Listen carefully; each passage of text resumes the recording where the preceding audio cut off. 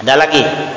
Bagaimana tanggapan dia bahwa Wahabi mengatakan Abu Jahal, Abu Lahab lebih bertauhid dari umat Islam?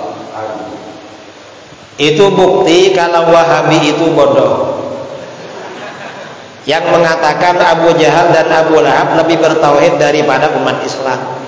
Wahabi ini beranggapan Abu Jahal, Abu Lahab dan orang musyrik bertauhid rububiyah. Padahal Al-Quran mengatakan mereka tidak bertauhid rububiyah. Mengapa? Di antara rububiyah Allah itu kekuasaan Allah membangkitkan manusia dari alam kubur. Orang musyrik gak percaya. Mayyuhyil idhama wa hiya ramim. Kata orang-orang musyrik Abu Jahal, Abu Lahab dan kawan-kawan, mereka mengambil tulang belulangnya orang yang sudah mati, lalu dihancurkan dengan tangannya, berkata kepada Rasulullah Muhammad, ini tulang-tulangnya dah hancur, apa bisa Allah menghidupkan lagi? Siapa yang bisa menghidupkan lagi ini? Akhirnya apa? Al-Quran menjawab, qul yuhyihal ladzi anshaha awwala marrah.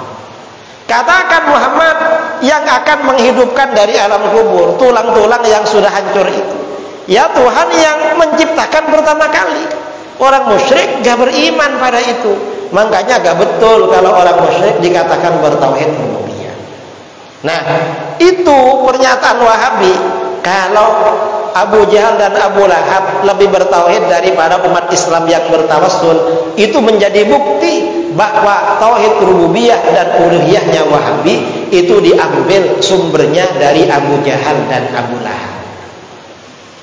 Memang Abu Jahal dan Abu Lahab itu sumber akidahnya Wahabi, saudara. Tauhid rububiyah uluhiyah itu dari Abu Jahal dan Abu Lahab. Tauhid asma wa sifat itu dari Yahudi sumbernya. Maksudnya cara pemahamannya dari Yahudi. Ada lagi. Apakah semua aliran thariqat mereka melakukan suluk dalam artian 10 hari, 40 hari? Apakah semua thariqat atau Syadziliyah atau hanya Naksabandi saja? Setahu saya semua thariqat memang ada suluknya. Yang diistilahkan suluk itu khalwat, melakukan khalwat dengan dibimbing oleh gurunya. Cuma sebagian orang melakukan, sebagian enggak. Saya ini ikut thariqat Syadziliyah tapi enggak pernah khalwat karena jarang mengamalkan, karena capek kemana-mana itu. Nanti kalau enggak kemana-mana diamalkan lagi. Karena thariqat seperti itu memang ada suluknya.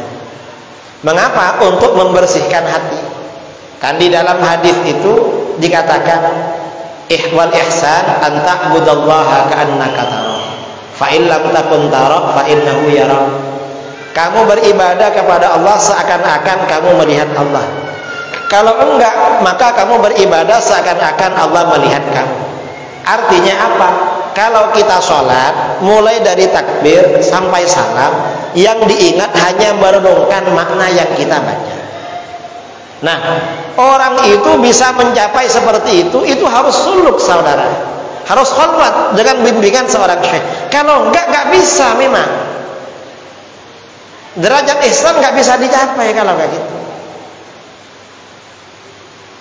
Kita ini sering lah. Kita ini kunci enggak ketemu. Begitu Allahu Akbar langsung ingat tempat. Makanya ada orang kehilangan kunci. Tanya sama Imam Abu Hanifah, guru, gimana caranya ingin tahu kunci yang saya lupa tempatnya? Kamu sholat yang khusyuk nanti tahu. Begitu sholat dengan khusyuk langsung ingat, saudara, tadi terus sana. Karena kebiasaan memang. Itu tujuannya suluk seperti itu. Ada lagi. Di mana pusat kekayaan Wahabi di dunia dan di Indonesia? Kalau di Indonesia ya pusatnya di mana-mana, dan yang besar di Pekanbaru di Riau itu.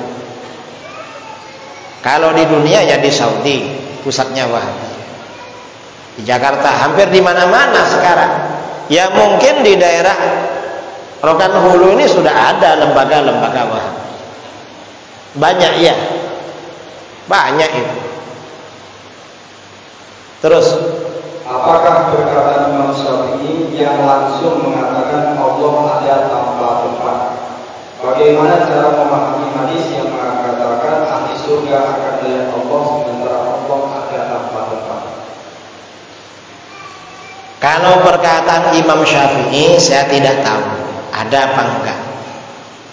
Allah ada tanpa tempat. Enggak. Tetapi kaidah-kaidah beliau dalam memahami Al-Quran dan hadis, dalam ilmu usul fikih arahnya ke sana.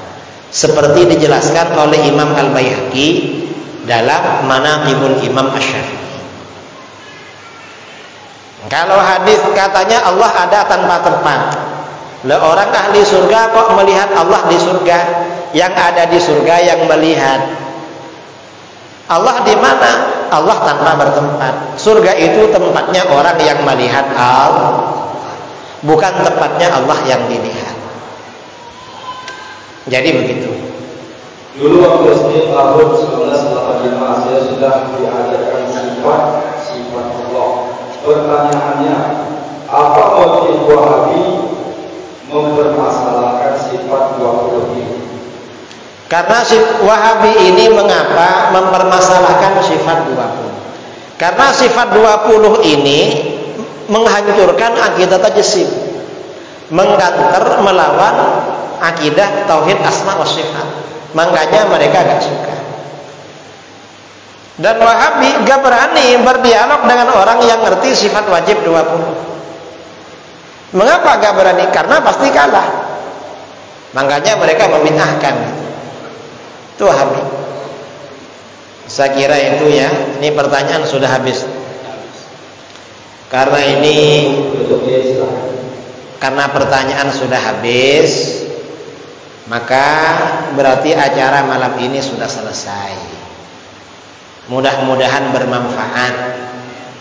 Mudah-mudahan kita oleh Allah dijaga. Kita, keluarga kita, orang-orang yang kita cintai, orang-orang di sekitar kita, mudah-mudahan mendapatkan pertolongan dari Allah, istiqamah di dalam ajaran Islam Ahlus Sunnah wal Jamaah. Dari saya kurang lebihnya mohon maaf yang sebesar-besarnya. Saya tidak bisa terlalu malam karena mau langsung pulang ke Pekanbaru. Besok ada kuliah subuh kalau gak ngantuk. Kalau ngantuk ya mungkin bulan depan kuliah subuhnya, karena jauh. Mari kita baca doa.